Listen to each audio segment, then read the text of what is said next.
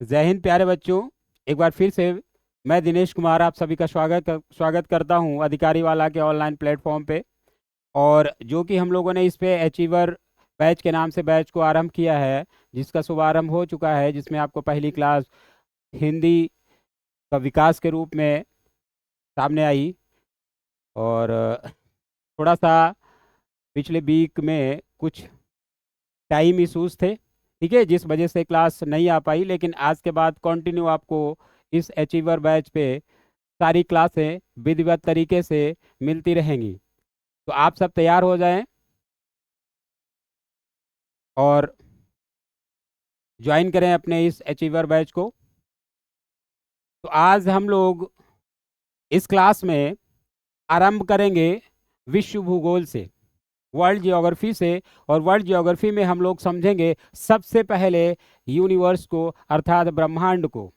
ये ब्रह्मांड कैसे बना, ये ब्रह्मांड कैसा है, इस ब्रह्मांड में क्या क्या है, और क्या क्या है तो किस तरह से हैं। और उसी में हमको स्पेशली पढ़ना होगा क्या, हमको पढ़ना होगा अपनी अर्थ को, अपने सन को, उसके साथ में जो ग्रह हैं उनको समझना है। और उसके बाद हम संपूर्ण विश्व का विधिवत क्रमबद्ध तरीके से अध्ययन करेंगे। तो आइए शुरू करते हैं हम लोग अपने इस टॉपिक को।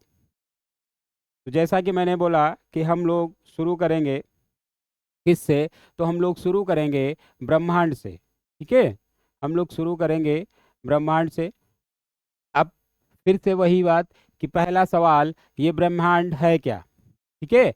ब्रह्मांड क्या है, तो इसके विषय में बहुत सारी परिभाषाएं आई हैं, बहुत सारी परिभाषाएं आई हैं। जैसा आप लोगों ने पढ़ा होगा, एक ऑटो स्मिथ थे। कौन थे, तो एक ऑटो स्मिथ, ठीक है। इन्होंने एक परिकल्पना दी, इन्होंने एक सुझाव दिया, एक परिकल्पना आई इनकी, एक सिद्धांत आया इनका, जिसका नाम था धूल परिकल्पना। धूल परिकल्पना। देखो, कल्पना क्यों लगा है, लास्ट में कल्पना क्यों लगा है, क्योंकि कल्पना ही की गई, ठीक है। मतलब आप मान लीजिए, आप समझ रहे हैं ना, इसीलिए यहाँ पे मैंने लिखा परिकल्पना। तो देखिए, इस धूल परिकल्पना के माध्यम से इन्होंने बताया कि ब्रह्मांड में जितनी भी चीजें हैं, ये जो है गैसीय अवस्था में थी, ये और भी तमाम चीजें इन्होंने बताई, जिसे हमें पढ़ने की जरूरत नहीं है, क्योंकि इस परिकल्पना को मान्यता नहीं मिली, ठीक है। इसी क्रम में एक लाप्लास आते हैं, इसी क्रम में कौन आता है, एक लाप्लास आते हैं। तो लाप्लास जी ने जो बताया, इन्होंने क्या बताया, तो ऑटो स्मिथ ने जो है धूल परिकल्पना दी, लाप्लास साहब ने जो हमको बताया, इन्होंने कुछ अलग बताया। इन्होंने क्या बताया, इन्होंने निहारिका परिकल्पना दी। निहारिका का मतलब एक गोल छल्ला, ठीक है, जिसको हमें अध्ययन करने की जरूरत नहीं है। अर्थात इस ब्रह्मांड में जितनी भी चीजें थी, ये पहले ठोस थी, फिर धीरे धीरे गैसीय अवस्था में जाकर के एक छल्ले के रूप में आती हैं, फिर उससे छोटा छल्ला, उससे फिर छोटा छल्ला, मतलब इस तरह सी चीजें दी, लेकिन इसको भी मान्यता नहीं मिलती है। तो हम यहाँ पे लिख लेंगे, इन्होंने जो परिकल्पना दी उसका नाम है निहारिका परिकल्पना। निहारिका परिकल्पना, ठीक है। अब दो परिकल्पनाएं आई जिनके बारे में हमें नहीं पढ़ना है। अगली परिकल्पना जो आई, जिसको जॉर्ज लेमेंटर ने दिया, जिसको किसने दिया, तो जिसको दिया है जॉर्ज लेमेंटर ने, ठीक है। जॉर्ज लेमेंटर। और जॉर्ज लेमेंटर साहब की जो परिकल्पना है, ये है बिग बैंग थ्योरी, ठीक है। कौन सी थ्योरी, तो बिग बैंग सिद्धांत, ठीक है। बिग बैंग सिद्धांत, अर्थात इसी को कहा गया महाविस्फोट सिद्धांत। महाविस्फोट सिद्धांत। ठीक है, तो इसी सिद्धांत का अध्ययन हमको करना है। हमको जॉर्ज लेमेंटर साहब की जो बिग बैंग थियरी है, जो महाविस्फोट का सिद्धांत है, इसी सिद्धांत का अध्ययन करना है कि किस तरह से इन्होंने इस ब्रह्मांड की संरचना के बारे में अवगत कराया दुनिया को। तो आइए समझते हैं इन्होंने क्या बताया। तो देखो, इन्होंने अर्थात महाविस्फोट सिद्धांत, महाविस्फोट सिद्धांत,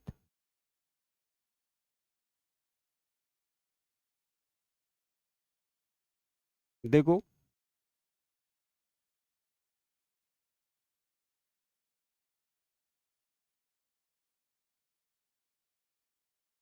महाविस्फोट सिद्धांत, सवाल यहीं से शुरू हो जाता है। महाविस्फोट सिद्धांत अर्थात बिग बैंग थ्योरी। ठीक है, बिग बैंग थ्योरी। तो ये थ्योरी किसने दी? तो ये थ्योरी दी, जैसा कि हम बता चुके हैं, जॉर्ज लेमेंटर साहब ने। किसने दी? जॉर्ज लेमेंटर ने। अब देखिए, जॉर्ज लेमेंटर ने क्या बोला? जॉर्ज लेमेंटर साहब ने बोला कि लगभग 15 अरब वर्ष पहले, लगभग 14 से 15 अरब वर्ष पहले, कितने? लगभग 15 अरब वर्ष पहले ये जो संपूर्ण ब्रह्मांड है एक ठोस पिंड के रूप में था। कैसा था? एक ठोस पिंड के रूप में था। समझना जरा, जॉर्ज लेमेंटर साहब कह रहे हैं कि लगभग 15 अरब वर्ष पूर्व ये संपूर्ण ब्रह्मांड जो है, संपूर्ण ब्रह्मांड जो है, संपूर्ण ब्रह्मांड ये क्या था? तो ये एक ठोस पिंड के रूप में था। क्या था? एक ठोस पिंड था। पिंड आप लोग समझते हैं, गोला, एक ठोस पिंड था। अब इसमें अत्यधिक ताप दाब के चलते विस्फोट हो गया। क्या हो गया बेटा? विस्फोट हो गया। और जब विस्फोट हुआ तो उसी विस्फोट को क्या बोला गया? उसी विस्फोट को बोला गया महाविस्फोट। और इस महाविस्फोट से ही जो एक ठोस पिंड था वो कई पदार्थों में बदल गया। कुछ बड़े बड़े पदार्थ जिनको ग्रह कहा गया, कुछ उससे छोटे पदार्थ इनको उपग्रह का नाम दिया गया। उसके बाद कुछ उनके भी, भाई जब कुछ चीजें टूटती हैं, टूटने के बाद भी आपस में लड़ती हैं, तो जब आपस में लड़ती हैं तो उसमें से बहुत सारा मलबा निकलता है, तो उनको कई नाम दिए गए जिनका हम विधिवत अध्ययन करेंगे। ग्रह हो गया, उपग्रह हो गया, क्षुद्र ग्रह हो गया, उल्का पिंड हो गया, उल्कास्म हो गया। ये सारी चीजें क्या हैं हम पढ़ेंगे। इसी बीच इसी बीच बहुत सारे तारे हमको यहाँ पर दिखेंगे। तो कहने का मतलब ये जो महाविस्फोट सिद्धांत होता है, इस सिद्धांत के तहत जो ये बताया जाता है कि 15 अरब वर्ष पहले लगभग ये पूरा संपूर्ण ब्रह्मांड जो था एक ठोस पिंड के रूप में था। इसमें अत्यधिक ताप दाब के चलते एक महाविस्फोट हो गया, और जिसके तहत ये छोटे छोटे छोटे छोटे टुकड़ों में विभाजित हो गया, और वो टुकड़े जो थे वो कई समूहों में विभाजित हो गए, और उन समूहों को नाम दिया गया गैलेक्सी। क्या नाम दिया गया? उन समूहों को नाम दिया गया गैलेक्सी। क्या नाम दिया गया बेटा? गैलेक्सी। और गैलेक्सियों की संख्या जो थी, तो गैलेक्सियों की संख्या अरबों में बताई गई। मतलब इस ब्रह्मांड में गैलेक्सियां कितनी हैं? तो अरबों गैलेक्सियां हैं। उसी गैलेक्सी में एक गैलेक्सी ऐसी है जिसमें क्या है? जिसमें हमारी पृथ्वी है, जिसमें हमारा सूर्य है, जो अपने 8 ग्रहों के साथ उसी गैलेक्सी का चक्कर लगा रहा है। तो अब हमको स्पेशली अध्ययन किसका करना है? हमको अपनी उस गैलेक्सी का अध्ययन करना है जिसमें हमारा सूर्य अपने परिवार के साथ में रह रहा है। उस गैलेक्सी का नाम क्या है, वो कैसी है? तो आइए समझते हैं। तो देखो बेटा, हमने पहले बोला गैलेक्सी। हमने क्या बोला? हमने बोला गैलेक्सी। तो आप समझना, गैलेक्सी, तो गैलेक्सी क्या है? गैलेक्सी क्या है? तो गैलेक्सी अरबों तारों का समूह है। अरबों तारों का समूह, अरबों तारों का समूह है गैलेक्सी। ठीक है। गैलेक्सियों की संख्या कितनी है? तो अरबों गैलेक्सियां हैं इस ब्रह्मांड में। बेटा कितनी गैलेक्सियां हैं? तो इस ब्रह्मांड में अरबों गैलेक्सियां हैं, अरबों गैलेक्सी हैं। ठीक है। अब एक गैलेक्सी कैसी दिखती है? तो देखो, गैलेक्सी का जो आकार होता है वो इस तरह से होगा, इस तरह से। में आपको कुछ नजर आ रहा होगा, इस तरह से गैलेक्सियों का आकार होता है। ठीक है। तो अब देखो, ये जो पॉइंट है ये, इसको बेटा कहते हैं गैलेक्सी की आंख। इसको क्या कहेंगे? गैलेक्सी की आंख। ठीक है, गैलेक्सी की आंख। और गैलेक्सी की आंख को एक स्पेशल नाम दिया जाता है, वल्ज। क्या कहते हैं इसको? तो इसको कहते हैं बल्ज। ठीक है। ये जो चीजें हैं, ये, तो ये बेटा सारी गैलेक्सी की भुजा होती हैं। क्या होती हैं? गैलेक्सी की भुजा। ठीक है। ऐसे ही अरबों गैलेक्सियां हैं, ऐसे ही अरबों गैलेक्सियां हैं। और प्रत्येक गैलेक्सी में क्या है? अरबों तारे हैं। अब हमको उस गैलेक्सी का अध्ययन करना है जिसमें सन है, जिसमें वो 8 ग्रह हैं, जिसमें हमारी पृथ्वी है। ठीक है। तो देखो, एक और गैलेक्सी मैं यहाँ पे बना रहा हूं।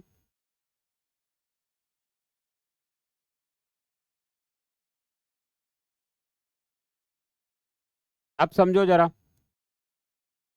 बेटा, ये जो गैलेक्सी है, पहले तो यहाँ पे समझो, जो सवाल बनेंगे इस चित्र से ही आपके क्लियर होते चलेंगे। इस गैलेक्सी में देखो, ये जो छोटे छोटे नजर आ रहे हैं ये सारे तारे हैं और ग्रह हैं। ठीक है। तो देखो, यहाँ पे अगर हम आपसे पूछे कि गैलेक्सी में कहाँ पर सबसे ज्यादा तारों का घनत्व पाया जाएगा, तो आपको नजर आ रहा होगा यहाँ पे। देखिए, नजदीक हैं बहुत सारे तारे, और जैसे ही बाहर आ रहे हैं तो इनके बीच की दूरियां बढ़ती जा रही हैं। अर्थात वल्ज के पास में तारों का घनत्व अधिक होगा और भुजा पे इनका घनत्व कम होगा। सवाल आता है, तो हम लिख सकते हैं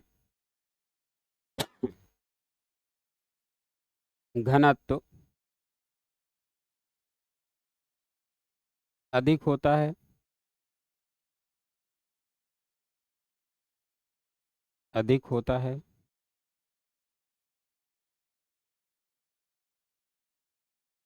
ठीक है। और भुजा पे बेटा क्या होता है? घनत्व कम होता है।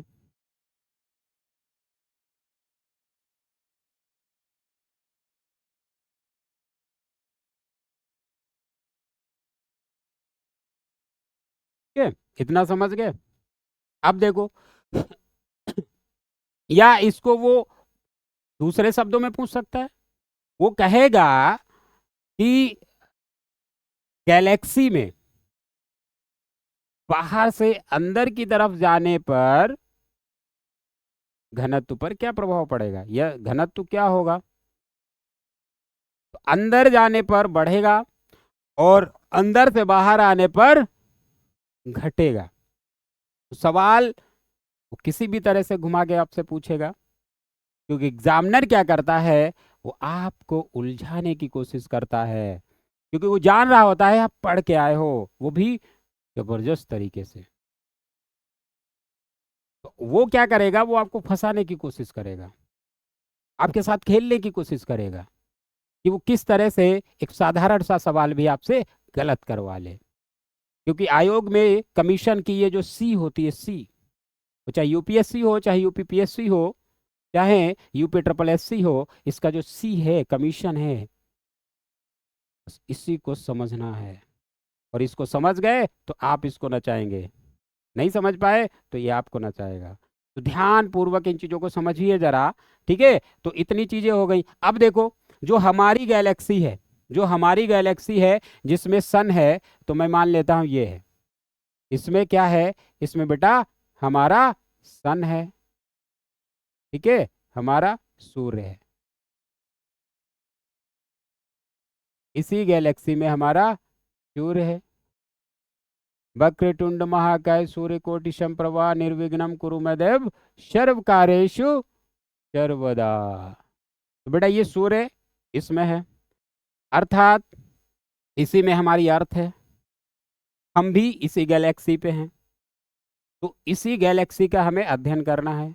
तो इस गैलेक्सी का नाम, तो आप सबको ये पता होगा कि हमारी जो गैलेक्सी है उसका नाम क्या है। हम जिस गैलेक्सी पे रहते हैं उस गैलेक्सी का नाम क्या है, बताओ।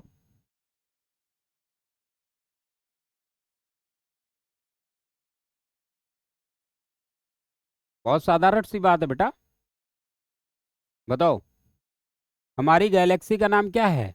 हम सबको पता है बेटा, इसी को आकाश गंगा कहते हैं, मंदाकिनी कहते हैं। क्या कहते हैं, आकाश गंगा, आकाश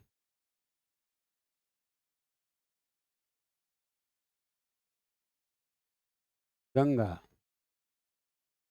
ठीक है। अर्थात हमारा सूर्य जिस गैलेक्सी में है उसे हम क्या कहेंगे, आकाश गंगा, या हम कहेंगे मंदाकिनी, ठीक है,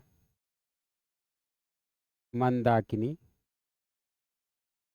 तो हम जिस गैलेक्सी पे रहते हैं उसका नाम क्या है, आकाश गंगा या मंदाकिनी। या हमारा सूर्य अपने 8 ग्रहों के साथ जिस गैलेक्सी की परिक्रमा करता है उस गैलेक्सी का नाम बेटा क्या है, तो उसका नाम है आकाश गंगा या मंदाकिनी। क्लियर। उसके बाद देखो, मैंने जो बगल में गैलेक्सी बनाई है उसका बनाने का रीजन क्या है। तो देखो, हमारी गैलेक्सी अर्थात हमारी आकाश गंगा के सबसे नजदीक स्थित गैलेक्सी, अर्थात हम कह सकते हैं पृथ्वी की मौसी, सूरज की मौसी, कौन सी गैलेक्सी है। क्योंकि अरबों गैलेक्सियां हैं इस ब्रह्मांड में, अरबों गैलेक्सियां हैं, उन्हीं में से कोई एक गैलेक्सी है जो बहुत पास में है आकाश गंगा या मंदाकिनी के, तो उसका नाम एग्जाम में पूछ लिया जाता है। अर्थात सूरज भैया की मौसी और पृथ्वी की मौसी, तो वो है बेटा, मैं इसी को मान लेता हूं, ये है सबसे नजदीक। तो इसका नाम क्या है, इसका नाम है एंड्रोमीडा, ठीक है, इसका नाम क्या है, एंड्रोमेडा, ठीक है, एंड्रोमेडा। ध्यान रखना इस चीज को, एंड्रोमेडा। तो इतना समझ गए। एंड्रोमेडा बेटा क्या है, हमारी पृथ्वी अर्थात आकाश गंगा या मंदाकिनी के पास स्थित गैलेक्सी।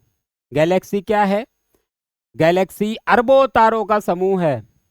गैलेक्सियों की संख्या कितनी है, तो इनकी संख्या अरबों है। ब्रह्मांड में अरबों गैलेक्सी, प्रत्येक गैलेक्सी में अरबों तारे, ठीक है। हम जिस गैलेक्सी पे निवास करते हैं उसका नाम आकाशगंगा या मंदाकिनी। हमारी सबसे नजदीक गैलेक्सी, हमारी गैलेक्सी के कौन है, वो है एंड्रोमीडा। ओके, ठीक है, यहां तक समझ गए, नोट कर लो। उसके बाद देखो,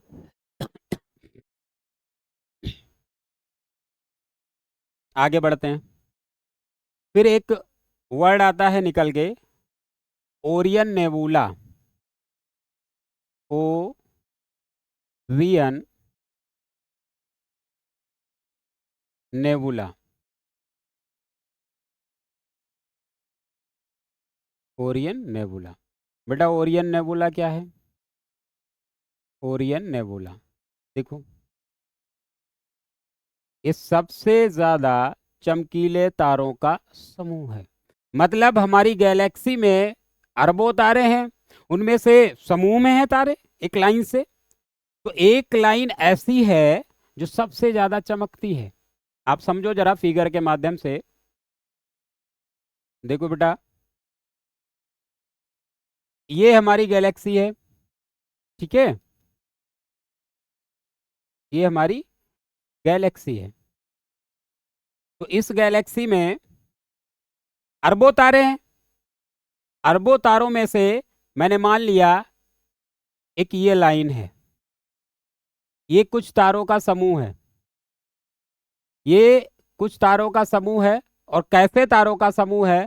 तो ये सबसे चमकीले तारों का समूह है, सबसे चमकीले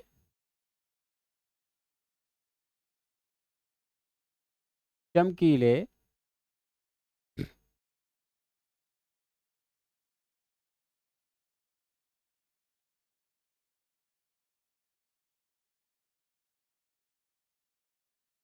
सबसे चमकीले तारों का समूह।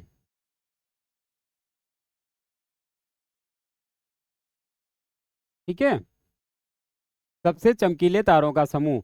और इसी समूह को बेटा नाम दिया जाता है ओरियन नेबुला। तो ओरियन नेबुला आप समझ गए क्या है? ओरियन नेबुला सबसे चमकीले तारों का समूह होता है। ठीक है, वैसे सबसे चमकीला तारा अगर हम बात करें तो उसके बारे में भी आपको अभी मैं अवगत कराता हूं। ठीक है, तो ओरियन नेबुला आप समझ गए। उसके बाद एक नाम आपने सुना होगा, साइरस या डॉग स्टार। आपने सुना होगा साइरस या डॉग स्टार। ठीक है, साइरस या डॉग स्टार। तो ये साइरस या डॉग स्टार बेटा क्या है? तो ये सबसे चमकीला तारा है, ये सबसे चमकीला तारा है, सबसे चमकीला तारा। ठीक है, सबसे चमकीला तारा। ध्यान रखना, आपसे पूछता है सबसे चमकीला तारा, तो जवाब क्या होगा? साइरस या डॉग स्टार। आपसे कहेगा चमकीले तारों का समूह, तो आप कहेंगे ओरियन नेबुला। ठीक है, अच्छा एक और आपने नाम सुना होगा प्रॉक्सिमा सेंचुरी। ठीक है, आपने नाम सुना होगा प्रॉक्सिमा सेंचुरी।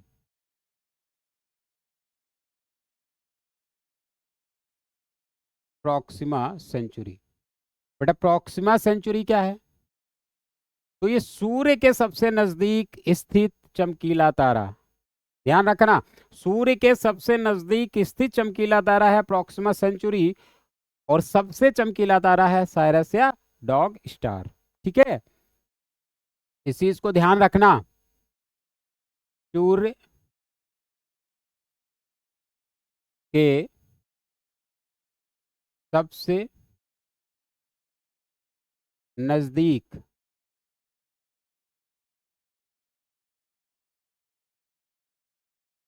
स्थित चमकीला तारा।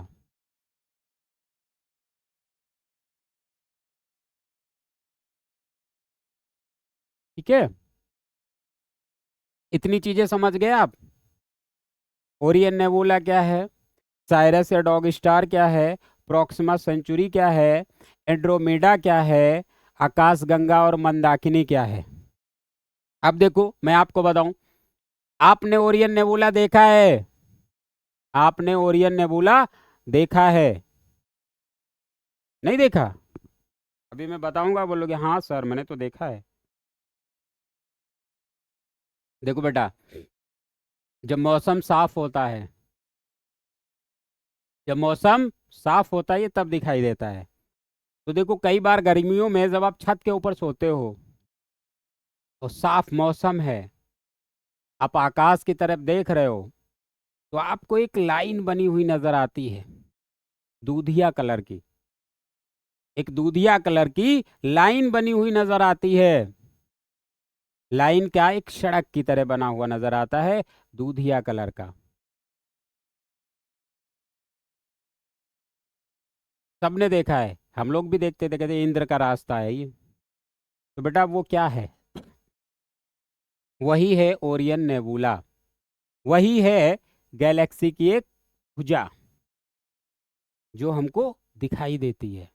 ठीक है, तो देखी है, वेरी गुड। ठीक है बेटा, आगे बढ़ते हैं। अब देखो, व्हाट इज स्टार? तारा क्या है? तारा क्या है? ठीक है, तो बता सकता है तारा क्या है? देखो, तारा ठीक है? क्या है भाई तारा? देखो, ग्रह होते हैं, तारे होते हैं, समझना जरा। तारे और ग्रह में क्या डिफरेंस होता है बेटा? तो तारे जो होते हैं, तारों के पास अपनी एनर्जी होती है, पहला पॉइंट। तारों के पास क्या होगी? अपनी ऊर्जा होती है। तारों के पास अपनी ऊर्जा होती है। तारों के पास अपनी ऊर्जा होती है। ठीक है, ग्रहों के पास ऐसा कुछ नहीं है। ग्रहों पे कोई ऊर्जा नहीं होती है, वो तारे के ही प्रकाश से प्रकाशित होते हैं। उसके बाद इनका, जब इनके पास ऊर्जा है तो इनका अपना ईंधन होगा। इनका अपना ईंधन होगा। और बेटा इनके ईंधन में क्या क्या होता है? तो इनके ईंधन में होता है हाइड्रोजन। क्या होता है? हाइड्रोजन और हीलियम। ठीक है, हाइड्रोजन और हीलियम। अब समझो जरा, जब हाइड्रोजन हीलियम इनका ईंधन है तो ईंधन एक दिन खत्म भी तो हो जाएगा। बिल्कुल खत्म हो जाएगा। तो ईंधन जब खत्म हो जाएगा तो तारा मर जाता है, बिल्कुल मर जाता है। तो तारा मरता है, लेकिन ग्रह नहीं मरता है। तो तारा मृत्यु को भी प्राप्त हो जाता है। कैसे होगा, अभी मैं आपको दिखाऊंगा। ठीक है, ये मृत्यु को भी प्राप्त हो जाता है। मृत्यु को प्राप्त हो जाता है।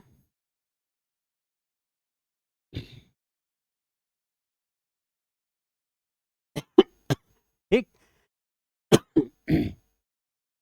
तो इतना समझ गए? तो इस तरह से तारा। अब हमको किस तारे का अध्ययन करना है बेटा? हमको करना है सूर्य। ठीक है, हमको सूर्य के बारे में पढ़ना है, लेकिन स्पेशली आगे बढ़ते हैं हम। अब जैसा कि मैंने बताया कि तारा मृत्यु को भी प्राप्त हो जाता है, तो समझना जरा तारा क्या करता है। तो तारे के पास में, ठीक है, जैसा कि मैंने बताया कि तारे के पास में बेटा क्या है? ईंधन। तारे के पास में क्या है? ईंधन। अब ईंधन के रूप में क्या है? ईंधन के रूप में हाइड्रोजन। तो देखो, हाइड्रोजन, हाइड्रोजन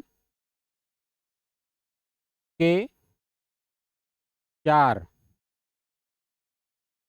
हाइड्रोजन के चार जो बॉन्ड हैं, जो बंध हैं, ठीक है, अणु हैं, ये मिलकर के हम कह सकते हैं हाइड्रोजन के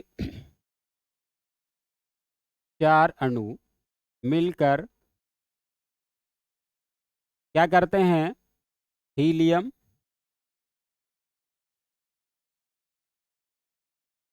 के एक अणु का निर्माण करते हैं। ठीक है, अब समझो, ये जो पूरा प्रोसेस होता है बेटा, ये जो पूरा प्रोसेस है, इसको एक नाम दिया जाता है, और वो नाम होता है नाभिकीय संलयन, न्यूक्लियर फ्यूजन। ठीक है, उसको हम क्या कहते हैं? उसको हम कहते हैं नाभिकीय संलयन। नाभिकीय संलयन, नाभिकीय संलयन। ठीक है, न्यूक्लियस फ्यूजन। तो तारे जो अपनी ऊर्जा या अपना भोजन प्राप्त करते हैं, वो किस प्रोसेस से करते हैं? तो नाभिकीय संलयन के द्वारा करते हैं। नाभिकीय संलयन पर आधारित एक बम है, कौन सा बम है? Hydrogen bomb. बिल्कुल ठीक है, सवाल पूछा जाता है। तो नाभिकीय, या आपसे ये कहेगा कि तारे अपनी ऊर्जा किस क्रिया के द्वारा प्राप्त करते हैं, नाभिकीय विखंडन या नाभिकीय संलयन? तो आप कहेंगे नाभिकीय संलयन, ठीक है, ना कि नाभिकीय विखंडन। ठीक है, नाभिकीय संलयन के द्वारा अपनी ऊर्जा को प्राप्त करते हैं। ठीक है, अब आगे बढ़ते हैं। अब समझो जरा, यहीं से सारी चीजें। भाई मैंने बताया कि ईंधन खत्म भी हो जाएगा। ईंधन क्या हो जाएगा? एक टाइम ऐसा आएगा कि ईंधन खत्म भी हो जाएगा। क्लियर? अब देखो जरा गौर से समझना, जरा इस चीज को गौर से समझना। ठीक है, कि जैसे जैसे किसी तारे से हाइड्रोजन खत्म हो जाता है, वो तारा अपना रंग बदलने लगता है, और फाइनली लास्ट में आकर के वो एकदम रेड कलर का हो जाता है। कैसे कलर का हो जाता है? रेड कलर का हो जाता है। और उसी को कहते हैं रक्त दानव। हिंदी में क्या कहते हैं? रक्त दानव। इंग्लिश में कहते हैं रेड जाइंट। और फिर उसमें विस्फोट हो जाता है और वो तारा खत्म हो जाता है। ठीक है, या एक चीज आपने सुना होगा, सौर कलंक, हिंदी में ब्लाइंड स्पॉट। ये क्या होते हैं? तो एक बड़ा सा तारा है, उस तारे पर कहीं, मान लो पूरे तारे में किसी एक स्थान से ईंधन खत्म हो गया, और जब वो ईंधन खत्म हो गया तो वो स्थान सिकुड़ जाता है और लास्ट में वो काला हो जाता है। तो उसी को बेटा सौर कलंक कहेंगे। ठीक है, अब देखो यहाँ पर जो रंग बदलने की प्रोसेस है, ठीक है, यहाँ से सवाल पूछा गया है, यूपीएससी में भी पूछा गया है। देखो, जो ताप है, भाई रंग बदलने का मतलब यहाँ ताप से है। ठीक है, तो ताप के रंग का क्रम अगर हम बात करें, यहाँ पर थोड़ा सा उस क्वेश्चन पे ही आते हैं कि अगर हम ताप की बात करें तो आप थोड़ा सा गौर देना। ठीक है, ताप का क्रम, तो देखो जहाँ पे बहुत ज़्यादा एनर्जी होगी, जहाँ पे बहुत ज़्यादा एनर्जी होगी, जिस ताप में बहुत ज़्यादा एनर्जी होगी, उसका कलर बेटा होता है नीला। कैसा होता है? नीला। ठीक है, फिर उसके बाद जैसे ही कम होगी तो आएगा वाइट, सफेद। और डाउन होगा ताप तो आएगा लाल। ठीक है, और डाउन होगा तो हो जाएगा पीला। ये होता है ताप का क्रम। मतलब पीला कलर जब आग का होगा या ताप का होगा, उसमें इतनी ज्वलनशीलता नहीं होगी, वो इतना ज्वलनशील नहीं होगा जितना कि लाल होगा। लाल की अपेक्षा ये होगा, इसकी अपेक्षा ये। अब देखो, आप लोग अपनी रसोई में गैस ऑन करते हो, तो जब सिलेंडर पूरा भरा होता है या गैस आपने ऑन किया, तो सबसे पहले कौन सा कलर निकलता है? नीला। देखिए ज्वाला को, फिर वाइट, फिर रेड, फिर येलो। ठीक है, और जब आप बंद करते हो धीरे धीरे, देखिए लास्ट में येलो आ जाएगा। ठीक है, और जब येलो होता है तो ताप कम होता है। जब हम किसी चीज को धीरे धीरे पकाने की कोशिश करते हैं तो क्या करते हैं? बिल्कुल कम कर दो, तो ताप का रंग कैसा हो जाएगा? पीला हो जाएगा, उसमें इतना पावर नहीं होगा। ठीक है, ऐसे ही सवाल करते हैं कि जो है गैस के चूल्हे पर खाना जल्दी पक जाता है, जबकि मिट्टी के चूल्हे पर लकड़ी से जहाँ खाना पक बनाया जाता है वो देर में पकता है। क्यों? क्योंकि लकड़ी की जो ज्वाला होती है उसमें इतना ताप नहीं होता है जितना आपकी रसोई में रखे गैस सिलेंडर वाले चूल्हे में। क्योंकि लकड़ी का चूल्हा आप देखिए, उसमें डायरेक्ट लाल और पीला दो ही कलर होता है। ठीक है, लाल और पीला दो ही कलर होता है। अब देखो, एक तो ये क्रम पूछा गया एग्जाम में, दूसरा एक और पूछा गया कि दीपक की ज्वाला, ठीक है, दीपक की ज्वाला का सबसे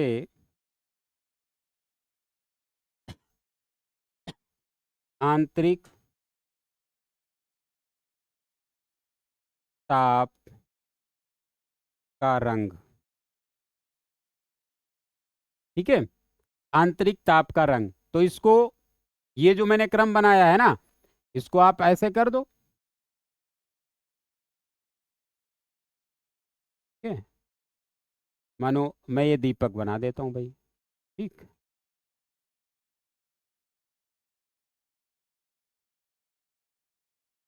दीपक हो गया। ठीक है, दीपक हो गया, हालांकि गलत है।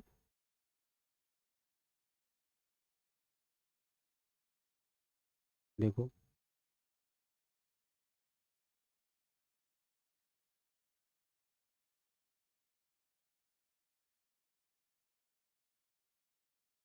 ये दीपक हो गया। ठीक है, तो देखो, इस ज्वाला की मैं कलर की बात करूं तो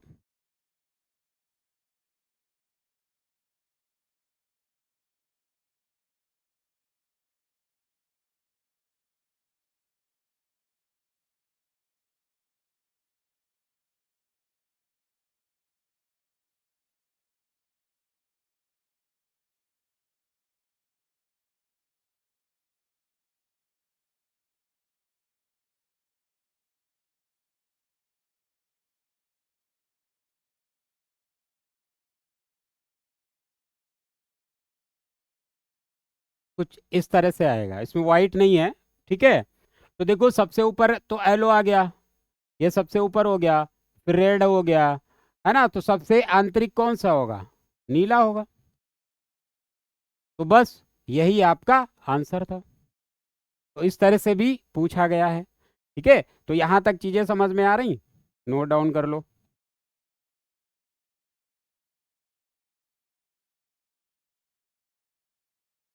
ठीक है, आगे बढ़ते हैं।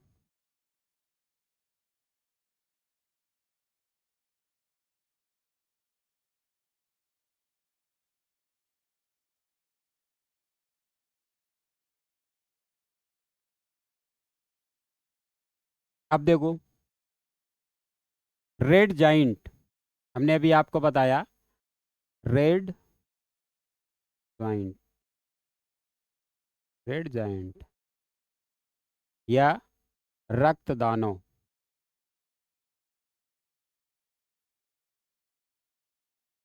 रक्त दा- ठीक है, तो ये कौन सी अवस्था है तारे की? तो यहाँ पर तारा अपने अंतिम अवस्था में पहुंच चुका होता है। ठीक है, यहाँ पर तारा क्या होता है, मैं इसको परिभाषित करूं तो हम लिखेंगे कि तारे का संपूर्ण ईंधन लगभग समाप्त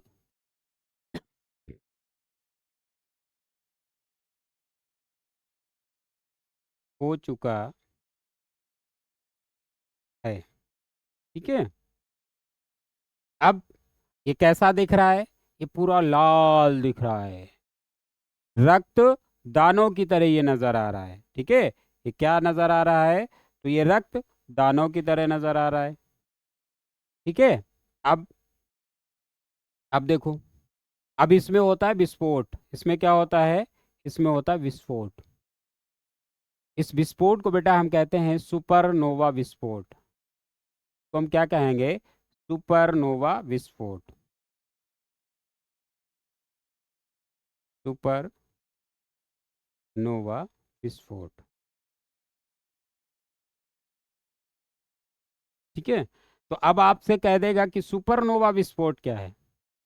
तो सुपरनोवा विस्फोट की भी आप परिभाषा क्या लिखेंगे?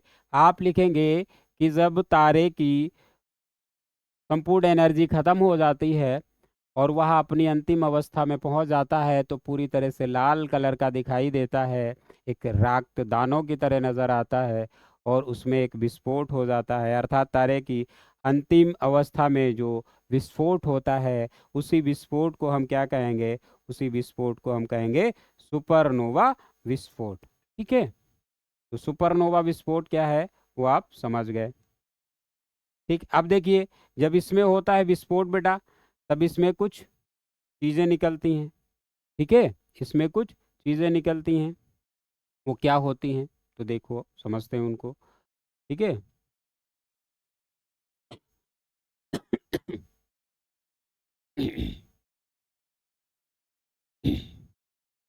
देख लो, नोट कर लो।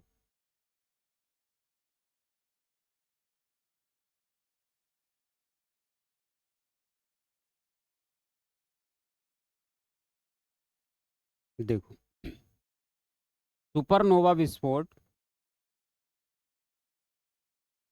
सुपरनोवा विस्फोट। ठीक है, तो सुपरनोवा विस्फोट जब तारे में होता है, तो वहां से कुछ विद्युत तरंगें निकलती हैं। ठीक है, क्या निकलती हैं बेटा? तो विद्युत तरंगें निकलेंगी। ठीक है, जिनमें जिनको हम नाम देंगे, एक नाम होगा वाइट ड्वार्फ, श्वेत बामन, और एक होता है न्यूट्रॉन या पल्सर तारा ही उसको बोलते हैं। ठीक है, यहाँ पे ध्यान देना आप, मैंने क्या बोला? मैंने कहा एक निकलेगी विद्युत तरंग जिसको हम कहेंगे वाइट ड्वार्फ। ठीक है, वाइट ड्वार्फ अर्थात श्वेत वामन, श्वेत वामन, वामन मतलब बौना। ठीक है, श्वेत वामन। दूसरे को कहेंगे न्यूट्रॉन या पल्सर तारा, पल्सर तारा। ठीक है, न्यूट्रॉन या पल्सर तारा। ठीक, अब देखो, श्वेत वामन और न्यूट्रॉन या पल्सर तारा क्या होता है? ठीक है, समझते हैं। तो देखो, देखो, जो तारे का द्रव्यमान होता है 1.44, तो उसके द्रव्यमान से यदि किसी का द्रव्यमान अधिक होगा, या जिस विद्युत तरंग का अधिक होगा, जिस ताप तरंग का अधिक होगा, जिस सौर ज्वाला का अधिक होगा, उसको हम कहेंगे न्यूट्रॉन या पल्सर तारा। पल्सर बाइक बहुत तेज दौड़ती है ना, तो इसका नाम पल्सर क्यों पड़ा? उसी की तरह पड़ा, मतलब वहीं से ये लिया गया। ये बहुत अधिक तेज, चमकने वाला, दिखने वाला, पावर वाला, है ना, प्रोडक्ट है। ठीक है, और जिसका कम होता है उसको हम कहेंगे श्वेत बामन या वाइट डॉर्फ। ठीक है, तो आप इसको लिख लीजिए, इसको हम यहीं पे लिखें कि सर्वाधिक, सर्वाधिक द्रव्यमान, मैंने कितना बताया? 1.44 से यदि, नहीं यदि ना लिखें, से अधिक। ठीक है, क्योंकि ये तो मैंने आपको बता दिया, से अधिक होता है, से अधिक होता है। ठीक है, मतलब इसका द्रव्यमान जो है, जो एक तारे का द्रव्यमान है, उससे अधिक होता है, इसीलिए इसका नाम क्या है? इसका नाम है न्यूट्रॉन या पल्सर तारा। इसका क्या होगा? 1.44 द्रव्यमान से कम द्रव्यमान होता है। ठीक है? कम होता है, उसी को हम क्या कहेंगे? वाइट ड्वार्फ या श्वेत बामन। तो यहां तक आप लोग समझ गए? आज हमने जो चर्चा की कि ब्रह्मांड क्या है, तो ब्रह्मांड के विषय में कई परिभाषाएं आई, जैसे मैंने सबसे पहले ऑटो स्मिथ की परिभाषा के बारे में बताया। उन्होंने क्या बोला, धूल परिकल्पना दी उन्होंने, मतलब ये ब्रह्मांड जो है एक गैसीय अवस्था में था, धूल की अवस्था में था, है ना। फिर वो सब जुड़ गए आपस में, जो छोटे छोटे कण थे तो एक पिंड बन गए बड़े बड़े, है ना, ग्रह बन गए, उपग्रह बन गए, इस तरह से। लेकिन उनके इस सिद्धांत को किसी ने मान्यता नहीं दी। फिर हमने बताया कि लाप्लास की निहारिका परिकल्पना आई, उन्होंने भी कुछ ऐसे ही कहानी सुनाई, किसी को समझ में नहीं आई। फिर जॉर्ज लेमेंटर साहब आए और उन्होंने बोला कि आज से लगभग 14 से 15 अरब वर्ष पूर्व ये पृथ्वी एक ठोस गोले के रूप में थी, ठोस पिंड के रूप में थी। इसमें अचानक अत्यधिक ताप और दाब के कारण विस्फोट होता है, जिसको इन्होंने नाम दिया बिग बैंग थ्योरी, अर्थात महाविस्फोट का सिद्धांत। और उस विस्फोट के दौरान ये जो ठोस पिंड था ये कई छोटे छोटे टुकड़ों में विभाजित हो गया, और वही छोटे छोटे टुकड़ों से और भी मलबा निकला, जिसमें ग्रह, उपग्रह, क्षुद्र ग्रह, उल्का पिंड, उल्कास्म इत्यादि चीजें निकल के आई, और आज ये ब्रह्मांड में मौजूद हैं। फिर इन्होंने बताया इनका जो रूप है वो गैलेक्सी के रूप में है ये। तो गैलेक्सियां क्या हैं, मैंने फिगर के माध्यम से आपको बताया। इस ब्रह्मांड में अरबों गैलेक्सियां हैं, अर्थात हम कहते हैं 100 अरब। और प्रत्येक गैलेक्सी क्या है, अरबों तारों का समूह है। प्रत्येक गैलेक्सी अरबों तारों का समूह होती है। उसमें से हमको कौन सी गैलेक्सी को पढ़ना है, मंदाकिनी या आकाशगंगा, क्योंकि इसी गैलेक्सी में हमारा सूर्य अपने परिवार के साथ स्थित है, हमारी पृथ्वी इसी में है। फिर हमने बताया हमारी गैलेक्सी जो आकाशगंगा या मंदाकिनी है, उसके भी नज़दीक एक गैलेक्सी है जिसका नाम है एंड्रोमीडा, अर्थात पृथ्वी की मौसी या सूर्य की मौसी। फिर हमने ओरियन नेबुला की चर्चा की, चमकीले तारों का समूह। फिर हमने प्रॉक्सिमा सेंचुरी की बात की, सूर्य के सबसे नज़दीक चमकीला तारा। इसी बीच हमने साइरस या डॉग स्टार की बात की, ये सबसे चमकीला तारा है, ये सूर्य से भी तेज चमकता है। फिर हमने आपको बताया तारे क्या हैं। तारे के पास अपनी एनर्जी होती है, अपनी ऊर्जा होती है, अपना ईंधन होता है। नाभिकीय संलयन प्रोसेस के माध्यम से तारे अपनी ऊर्जा को प्राप्त करते हैं, और एक समय ऐसा होता है कि इनका ईंधन समाप्त हो जाता है और ये मृत्यु को प्राप्त हो जाते हैं। और ये अपनी अंतिम अवस्था में जब पहुंचते हैं तो उसको रेड जाइंट कहते हैं, रक्त दानव कहते हैं। उसमें विस्फोट होता है जिसको सुपरनोवा विस्फोट कहते हैं। उस दौरान श्वेत वामन और पल्सर तारे नाम की दो चीज़ें सामने निकल के आई, जो मैंने आपको बताया। ठीक है, तो इस तरह से हमने आज जो ब्रह्मांड का अध्ययन किया है, आई होप आपको बहुत अच्छे से समझ में आया होगा। इस क्लास को मैं बहुत ज़्यादा लंबा नहीं करना चाहूँगा, क्योंकि थोड़ी सी आप देख ही रहे हैं, है ना, बोलने में असहजता महसूस हो रही है। और लेकिन आपको अवगत करा देता हूँ कि रोज़ आपको अधिकारी वाला इस ऑनलाइन प्लेटफॉर्म पे बेहतरीन क्लासें मिलेंगी जो आपके सपनों को पूरा करेंगी।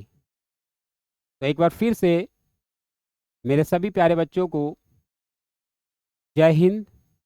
हाँ, इसके बाद मैं बताऊं, अगले एपिसोड में अर्थात अगली क्लास में हम आपको बताएंगे कि कैसे जब हमको आकाश में कुछ टूटा हुआ तेज रोशनी वाली चीज़ें मिलती हैं, दिखती हैं, तो हम क्या करते हैं, हाथ जोड़ के विनती करते मांगते हैं, है ना। हम लोग कहते हैं कि टूटे तारा टूटा है, जो मांग लो वो पूरा होगा। लेकिन होता क्या है, पूरा नहीं होता है।